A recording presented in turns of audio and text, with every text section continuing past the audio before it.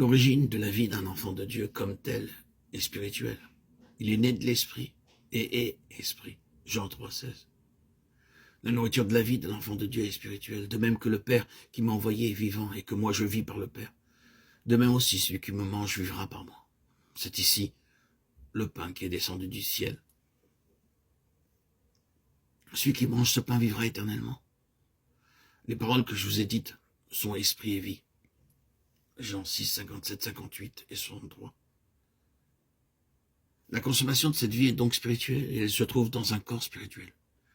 Il ne nous est pas permis de regarder la résurrection de Christ comme un symbole de notre résurrection physique, mais il nous est permis de regarder la nature de son corps de résurrection comme le symbole de notre corps de résurrection. Il y a eu dans la résurrection de Christ quelque chose de différent de toutes les autres résurrections. Son corps était sans péché, il ne vit donc pas la corruption. Tu ne permettras pas que ton sein voie la corruption, acte 2,27. Son corps, dans ses plus petites parties, a été préservé et ressuscité de sorte qu'il put être reconnu comme le même corps, après la résurrection portant les marques de sa crucifixion. Et cependant, il était si différent. Nos corps verront la corruption, car ils sont déjà corrompus. Il faut que ce corps corruptible revête l'incorruptibilité, 1 Corinthiens 15, 53. Mais cette différence entre le corps d'avant la résurrection et le corps d'après la résurrection est en accord avec tout le principe de la vie du croyant. Ce principe est souligné dans le passage suivant qui nous est familier. Ce que tu sèmes, ce n'est pas le corps qui naîtra, mais un simple grain.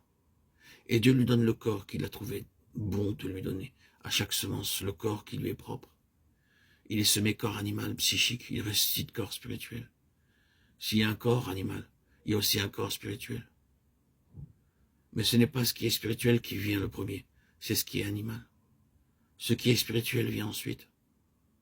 Nous porterons aussi l'image de celui qui est céleste. 1 Corinthiens 15, 37, 49. C'est par l'esprit que nous avons été premièrement vivifiés et rendus vivants spirituellement. C'est par l'esprit de vie que nous avons été affranchis de la loi du péché et de la mort. Et c'est aussi par l'esprit de vie que s'accomplira la consommation, quand ce qui est mortel aura été revêtu de la vie. En une certaine manière, la vie humaine de l'âme est liée au sang. Le corps et l'âme ont ainsi entre eux une relation spéciale et particulière. L'Ancien Testament déclare, en le soulignant très nettement, que la vie ou l'âme est dans le sang. Nous remarquons aussi l'emploi alternatif qui est le fait de la vie et de l'âme dans le Nouveau Testament, spécialement dans l'Évangile de Jean, par exemple. Celui qui aime sa vie, son âme, la perdra, et celui qui est sa vie, son âme, en ce monde, la conservera pour la vie éternelle. Jean 12, 25. Ainsi, le corps terrestre de l'homme est un corps physiologique et psychique, ou un corps psychophysique, animé d'un esprit. Mais il nous est dit que la chair et le sang ne peuvent hériter le royaume de Dieu, et que la corruption n'hérite point l'incorruptibilité. 1 Corinthiens 15, 50.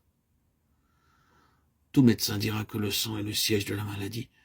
Ce n'est qu'une autre évidence de ce que nous avons affirmé, c'est-à-dire que la corruption réside dans l'âme, dans le corps de résurrection de Christ. Il n'y a point de sang. Touchez-moi et regardez un esprit n'a ni chair ni os. Ce que j'ai comme vous le voyez. Luc 24, 39. C'est là la preuve et la justification de son état de fils et du fait qu'il a vécu et triomphé dans son esprit. Il n'a pas cédé à son âme ou à la vie du moi. Déclaré fils de Dieu avec puissance selon l'esprit de sainteté par sa résurrection d'entre les morts. Romains 1, 4. Le corps de résurrection n'est donc pas un corps physique et psychique, mais un corps spirituel. C'est la consommation de la vie spirituelle.